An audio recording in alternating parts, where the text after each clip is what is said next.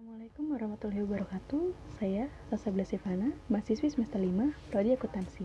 Di sini, saya akan membacakan mengenai teori akuntansi pada bab 1, yaitu tentang pelaporan keuangan dan standar akuntansi, yaitu akuntansi dan laporan keuangan. Tujuan akuntansi secara keseluruhan adalah memberikan informasi yang dapat digunakan dalam pengambilan keputusan.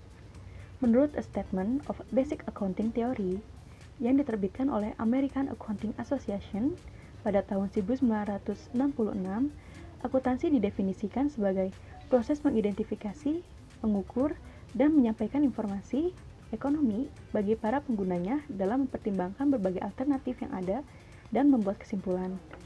Ada banyak pihak yang memberikan pandangan secara berbeda mengenai akuntansi, seperti sebagai suatu ideologi, bahasa, catatan historis, realita ekonomi, sistem informasi, komoditas, pertanggungjawaban, dan teknologi.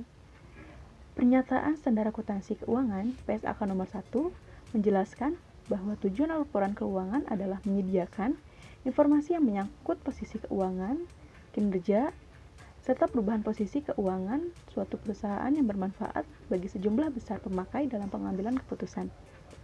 Urutan laporan keuangan berdasarkan proses penyajiannya adalah laporan laba rugi, laporan modal pemilik, raca, dan laporan arus kas. Yang kedua yaitu para pengguna informasi akuntansi. Para pengguna informasi akuntansi ini dikelompokkan ke dalam dua kategori, yaitu pemakai internal dan eksternal. Pemakai internal terdiri dari direktur dan manajer keuangan, direktur operasional dan manajer pemasaran, serta manajer dan supervisor produksi. Pengguna eksternal terdiri dari investor, kreditor, pemerintah, badan pengguna pasar modal, serta ekonom, praktisi, dan analis. Yang ketiga yaitu organisasi pembentuk standar di Amerika. Standar akuntansi mencakup konvensi, peraturan, dan prosedur yang telah disusun dan disahkan oleh sebuah lembaga resmi atau badan pembentuk standar pada saat tertentu.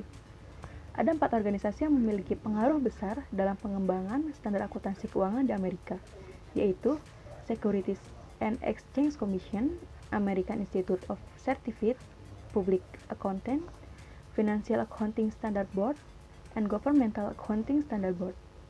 Yang keempat yaitu prinsip-prinsip akuntansi yang berlaku umum.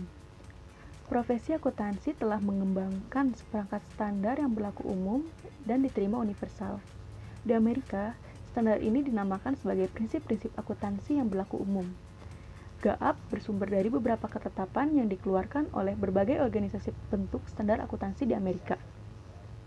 Hierarki ini mengelompokkan sumber utama GAAP ke dalam beberapa kategori sebagai berikut. Pertama, standar dan interpretasi FASB, opini APB, dan buletin riset akuntansi AICPA. 2. Buletin teknik AFSB, pedoman audit. Yang ketiga, konsensus EITF, FASB, dan buletin praktik AICPA. Yang keempat, interpretasi akuntansi AICPA. 5 yaitu standar akuntansi internasional. Sejalan dengan era globalisasi dan perkembangan dunia usaha, serta semakin terintegrasinya pergerakan dan pasar keuangan dunia, maka dirasakan sangat perlu adanya suatu standar global. Saat ini, ada 2 standar akuntansi keuangan yang diterima untuk digunakan secara internasional, yaitu GAAP Amerika dan Standar Pelaporan Keuangan Internasional Financial Reporting Standard atau IFRS. 6. Standar akuntansi di beberapa negara. Proses penetapan suatu standar akuntansi berbeda-beda dalam berbagai negara. Untuk Amerika Serikat dan Inggris, di mana kedua negara ini memiliki kesamaan dalam tradisi hukum, paham kapitalisme, berpendidikan tinggi, angkatan kerja profesional. Sebagian besar apa yang terjadi dalam akuntansi di Inggris dimandatkan oleh hukum. Ada 2 sumber utama standar akuntansi keuangan di Inggris, yaitu hukum perusahaan dan badan profesi akuntansi. Perusahaan yang didirikan di United Kingdom diatur oleh undang-undang yang bernama Companies Act.